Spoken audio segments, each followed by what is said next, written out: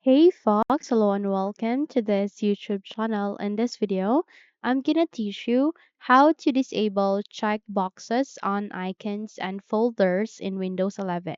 So without any further ado, let's get started.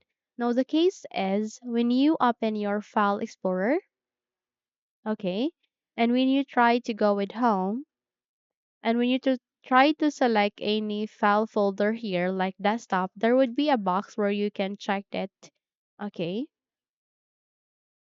next to it. Okay. So in order to remove the such box, we'll be performing a very basic step. Okay.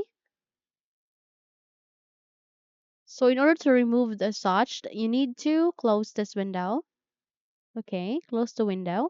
And here at the bottom search bar, please type for File Explorer Options. The moment you have typed it, please proceed with the best match and go with Open to continue. A small window called File Explorer Options would appear, where here you need to proceed with the second section, which is View. Click on it and scroll down and look for an option called Use checkboxes to select items. Again, use checkboxes to select items and check this box. Click on Apply and then OK. Once done, check if your problem has been fixed. So here at the bottom search bar, type for File Explorer.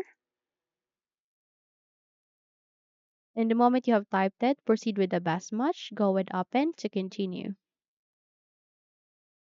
Okay, so we will be going to our home and checked if we have successfully removed the check boxes when we selected a specific folder here. Now it is being removed. Okay, so that's it. It's how easy to remove the checkboxes when you select any folder here or files, okay? So simply close this window and you're good to go. If you think this video helped you a lot, then don't forget to subscribe, hit the like button as well as the bell icon to be updated for more tutorials like this. Thank you for watching this video and have a good day, okay?